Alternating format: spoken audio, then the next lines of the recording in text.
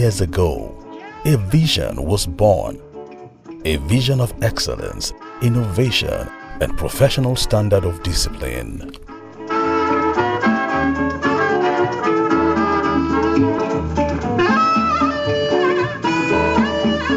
Today, we celebrate a milestone, the golden anniversary of the University of Port Harcourt.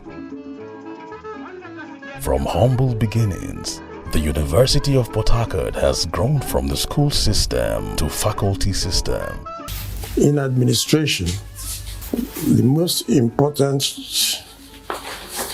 achievement, I believe, was keeping the university afloat in terms of the diminishing finances or financial allocation available from the federal government and the growth of the university, which required more funding than the federal government, which is the main sponsor of the university, could provide.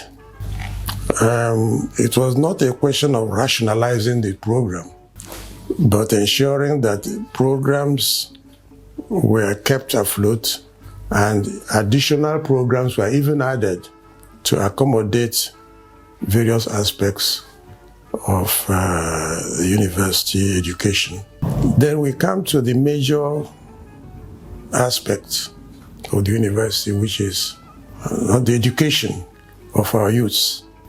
And I've mentioned elsewhere how we turned around the academic structure of the university from the school system, which was totally unsuited to our academic development, into the faculty school system, which moved us into the mainstream of the national university development. That took considerable energy, to say the least, in the sense that an institution that has existed for 7 years to be turned around almost 180 degrees was not an easy task. We were able to, under the faculty departmental system, to correct the asymmetric development which was we visioned when we arrived. Professor Joseph Ajienka, the 7th Vice Chancellor of the university, also shared his experience on his arrival to the University of Port Harcourt as a young lecturer. You know, I graduated from University of Ibadan and I was employed here in 1982. When I came here, one of the things that struck me that we did not know at University of Ibadan was community service. For me, it was a wonderful program. And in fact, much later, one pioneer lecturer even let me have some of the original documents that led to that establishment. For instance, people in theater arts go to the community, interact with them, form community theater. People in history go to the community, interview elders in the community, came back with history of the community, which helped the history department to document some of these things. The engineering students go there. So every student goes to a community and learns from elders in the community. That in itself is a traditional school.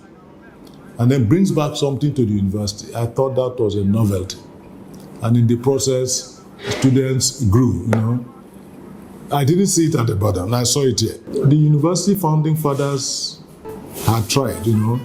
And as I mentioned in my valedictory speech, there was a school of thought in this university, in social science, with people like Claude Ake, Ikeme Zimru and others, that was known globally. So the university had come a long way. The founding fathers, some of the things they did not do were done subsequently. For instance, there was no university anthem. At some point, we will have a university anthem under Professor Baridam.